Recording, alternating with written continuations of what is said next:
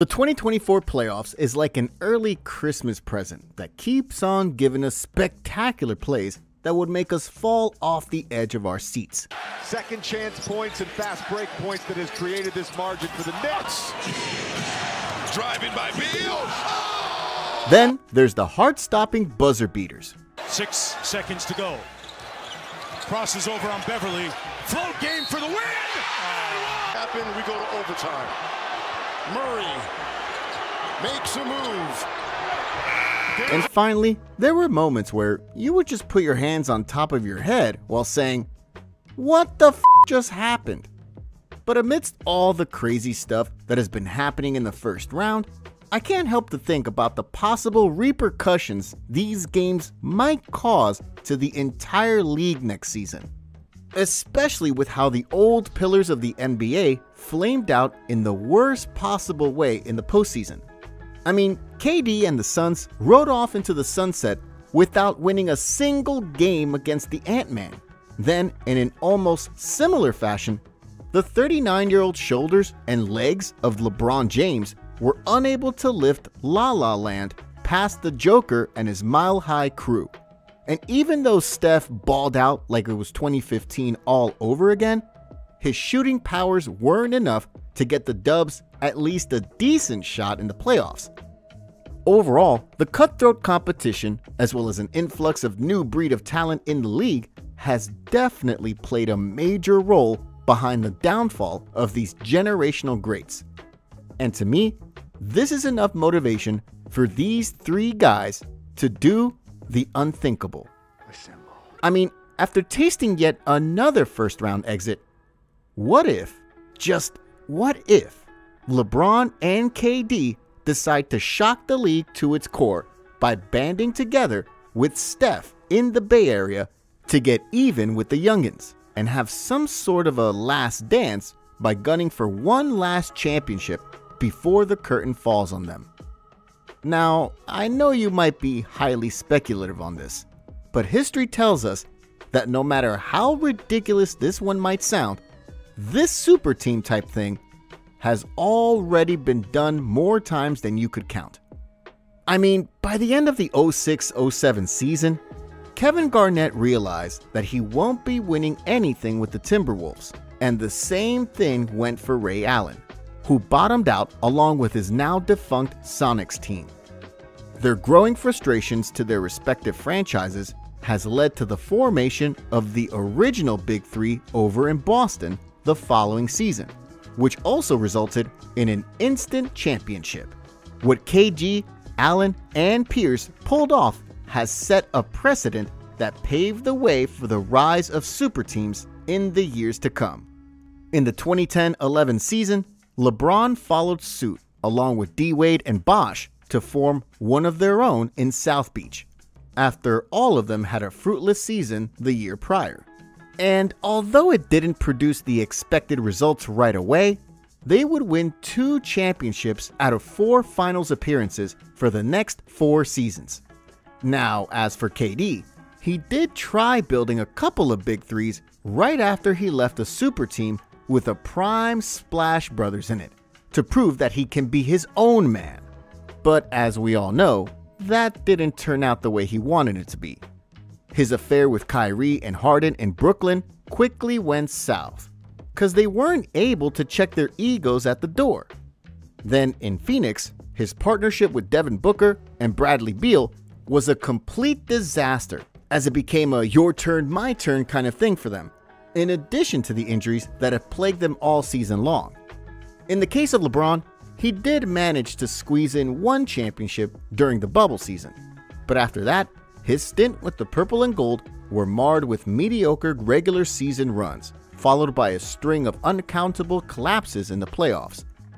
So you see, after getting swept by the T-Wolves and receiving a gentleman's sweep in the hands of the Nuggets, both KD and Bron are looking to redeem themselves next season. And what better way to have their bloody revenge by forming the super team of super teams in the Bay Area? Now, the next question is, why build a super team in Golden State? Why not in LA, Phoenix, or any other team for that matter? See, the common denominator that ties up all the possible loose threads in this particular fantasy scenario is none other than Steph Curry. I mean, let's face it, if it weren't for Steph and his Bay Area buddies, KD still wouldn't have won any championship right now. Well, regardless if it was a cupcake move or not, KD got what he wanted, and that's what matters at the end of the day after all. Although the reason behind the fallout between KD and Steph was not really discussed in public, Steph still defends KD from harsh critiques from time to time and claims that he and KD remain friends to this very day. So you see, the bridge hasn't been totally burned down, and with how these two guys were treated by this latest postseason, and with this being said, a possible reunion could be on the horizon if the stars and constellations align this offseason. Now, as far as LeBron is concerned, we all know that he too has a long-standing friendship with Mr. Number 30 that goes way, way back. Time and time again, when LeBron was asked who's the player that he's looking forward to playing with given the opportunity, his answer would always be Steph. And despite being bitter rivals for the last decade, both of them shared a deep and profound respect for one another. On top of this, Draymond and LeBron are both being represented by Rich Paul as their agent. And as we all learned during the past trade deadline, the Warriors tried their shot with Bron, which I believe was something that Draymond had planned and instigated. I mean, this offseason might just be the best time to resume those trade talks. And to further hold out the suspense, just take a listen to what LeBron has to say when a reporter asked if he just played his last game as a Laker after getting booted out by Denver in 5.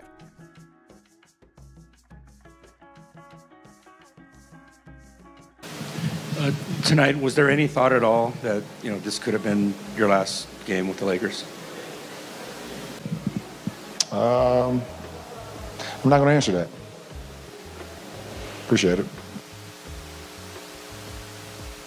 Those side-eye looks, along with that playful smile, clearly tells that he ain't gonna be retiring, but rather hinting that there's a chance that he's gonna play elsewhere, given that the Lakers don't fix their current issues. And apart from the stuff that I just talked about, this next reason might just be the clincher that would land the king in the Bay Area. With the Warriors bottoming out as the 10th seed in the West this season, they would probably end up with the 14th and 15th pick in the upcoming draft. See, although this doesn't look good at first glance, this is actually their golden ticket to get LeBron. Why, you might ask?